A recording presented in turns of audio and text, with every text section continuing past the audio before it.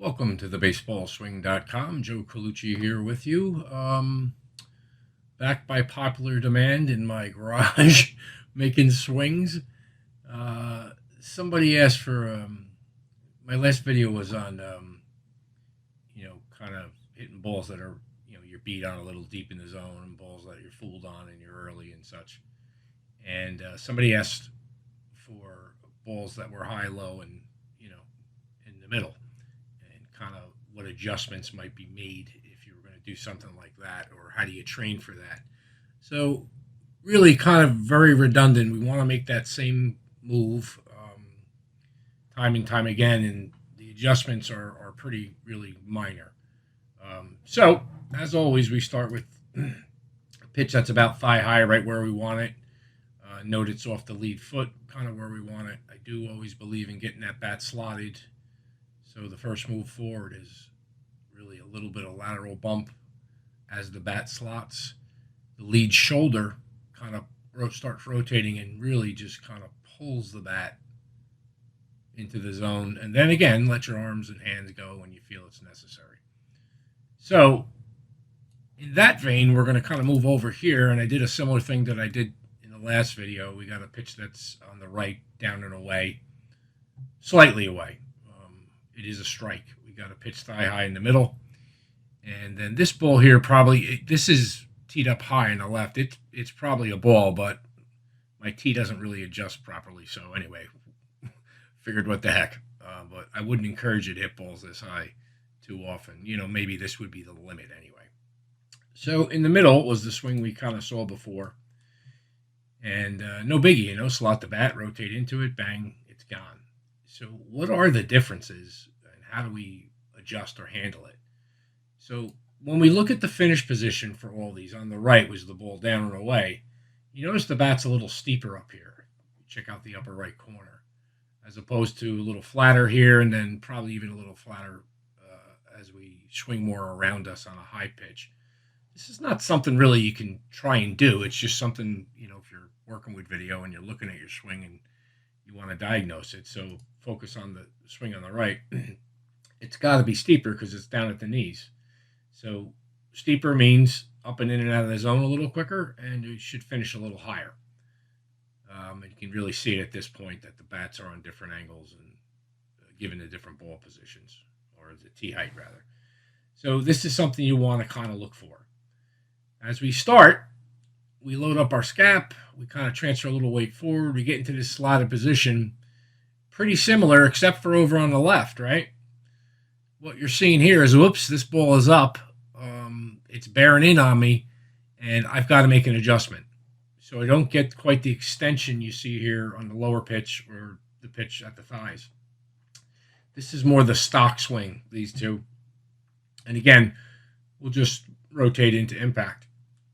Because the ball is up, typically you will have less time to get to it. So it necessitates a little different move. So we start kind of similarly. We get that bat slot, and then we're starting to think, uh-oh, this thing is up. At this point, I know it. So you notice on the right here, good stretch in the center. Now I'm going, uh-oh, this thing's up. So I got to keep this elbow up. It will be bent. It will not be straight. And I'm going to try and get the bat barrel flattened as best I can. So at this point on the left, bat barrel is kind of getting on plane with the pitch. Remember now it's up in the zone, but it's still coming downwards. So we got to get a little bit below it. Now you see a lot of bend in this front arm. Okay, so a couple of things. This isn't the way I would swing at a stock pitch, or recommend you be boxed up. It's okay to be boxed up as your go-to move on all pitches. It just, again, requires a little bit of understanding of, well, what am I losing? What am I gaining, if anything? And you want to kind of understand that. So as we move forward here, I want you to notice, just leading into impact, the angle of my forearm. I had to pull in on this for two reasons. Because it's up, and again, I can't really extend my arms, otherwise I'll hit it off the hands. And it's a bit in. Again, leading me to kind of box up this front arm. It's a necessity. It's an adjustment.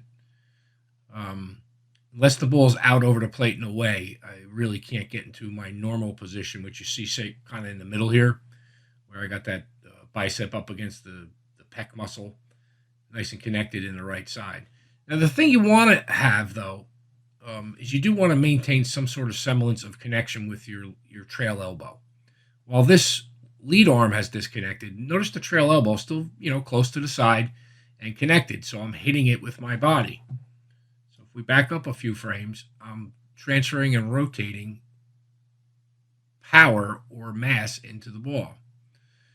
Now, when we near impact, another thing to notice, the angle of my forearm here, it's pointing up.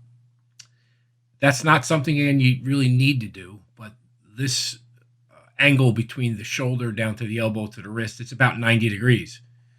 To hit a normal pitch, I'm going to be, if you look in the middle, a little less than 90 degrees. And the ball down, even less bent. So I'm simply just unfolding this arm, and the bat barrel follows. I'm not doing anything else. You will see a little more body rotation here. And again, balls that are in, especially balls that are in and up, do require you to rotate maybe and transfer just a touch less energy laterally moving forward towards the ball.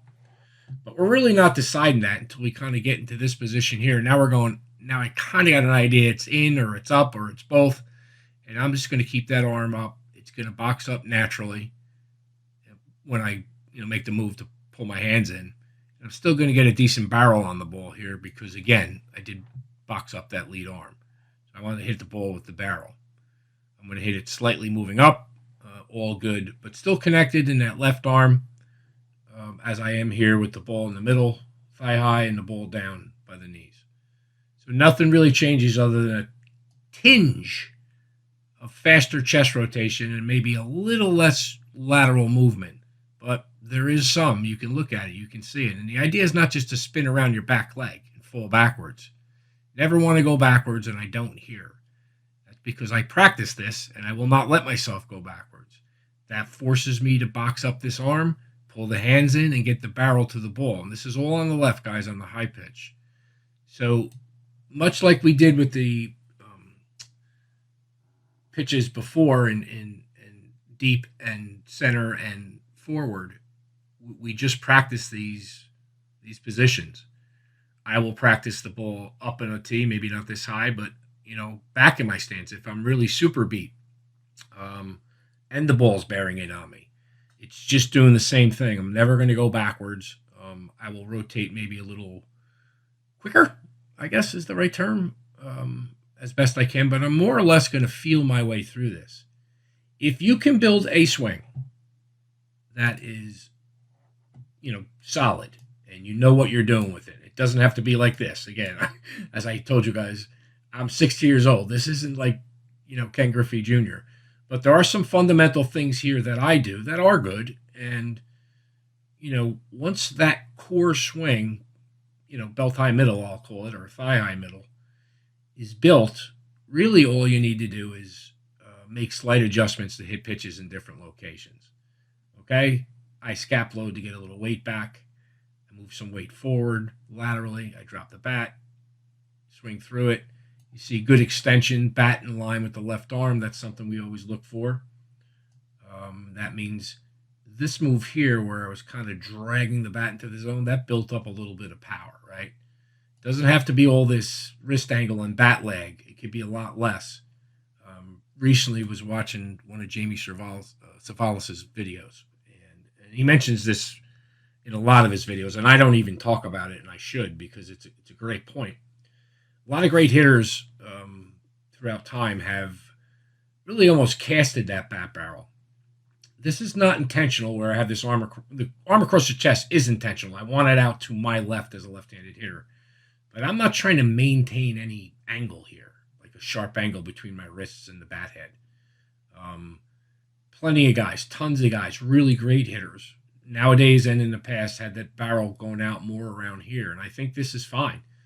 If this makes you tense and tight and builds up a restrictive feeling in your muscles, you don't need to have this to create, power.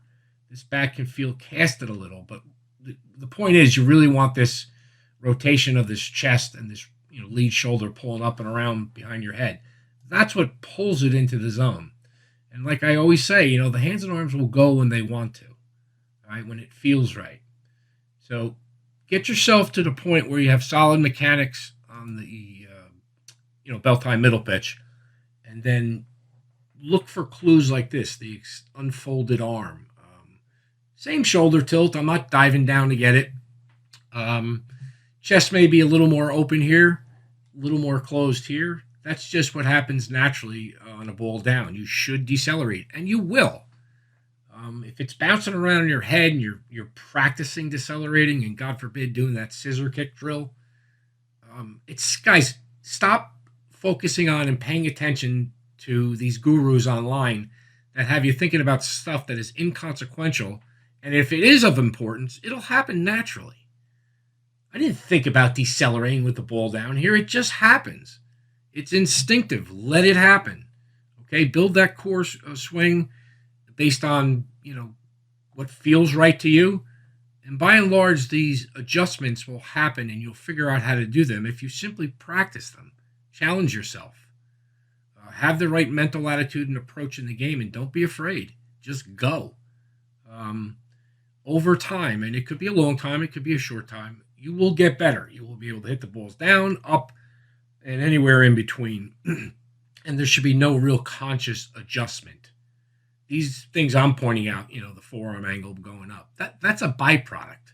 Even the elbow boxing up and going out, it's a byproduct. I want to hit the ball with the barrel. I'm going to pull in. I have to do it. It's math, right? So hopefully this was helpful. I appreciate you guys stopping by. Please visit thebaseballswing.com if you're interested in a lesson, or if you have questions that you don't want to put in the comments. If you'd like to put them in the comments, that's fine as well. I do my best to answer them all. Once again, Joe Colucci with thebaseballswing.com signing off.